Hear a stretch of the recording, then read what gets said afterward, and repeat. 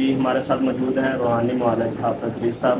رہنمائی کا سلسلہ جاری ہے اور بہت سے سوالوں کے جوابات دیے جا چکے ہیں اور بہت سے سوال ہیں ابھی ہمیں۔ یہ اکثر سوال کیا جاتا ہے بچوں کی حفاظت کے لیے کوئی وظیفہ بتا دیں کہ بچوں کو نظر لگ جاتی ہے یا بچوں کے ساتھ بچے روتے ہیں، اس حوالہ سے کوئی رہنمائی کریں۔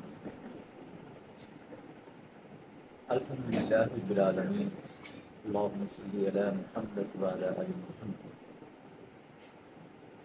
بخاری کی حدیث ہے، عبداللہ بن عباس رضی اللہ تعالی عنہ روایت فرماتے ہیں کہ رسول اللہ صلی اللہ علیہ وآلہ وسلم حسن و حسین رضی اللہ تعالی عنہم اجمعین کو ان کلمات کے ذریعے سے دم کیا کرتے تھے، اور آپ فرماتے تھے کہ ہمارے باپ ابراہیم علیہ السلام بھی اپنے بیٹوں کو، اسماعیل علیہ السلام اور اسحاق علیہ السلام کو بھی ان کلمات کے ذریعے سے دم کیا کرتے تھے۔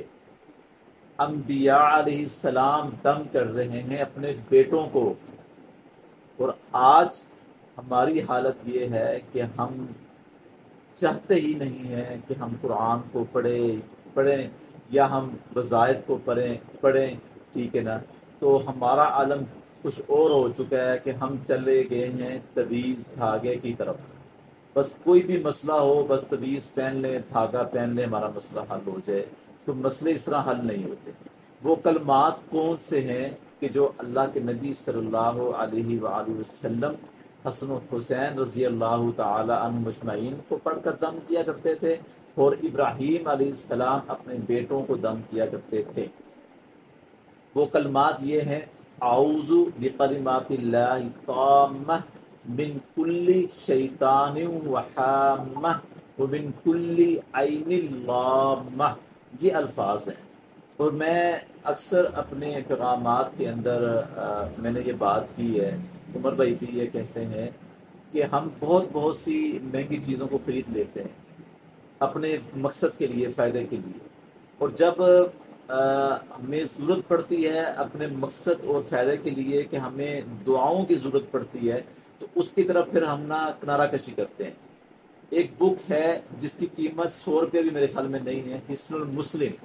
اس کے اندر جو ہم آپ کو دعائیں بتاتے ہیں وہ الحمدللہ تمام دعائیں اس کتاب کے اندر موجود ہیں۔ اس کتاب کو خرید لیں یا ڈاؤن لوڈ کر لیں، پاکٹ سائز کتاب مل جاتی ہے، اس کو اپنے پاس رکھیں، ان دعاؤں کا اہتمام کریں، اپنے بچوں کو ان کلمات کے ذریعے سے دم کریں۔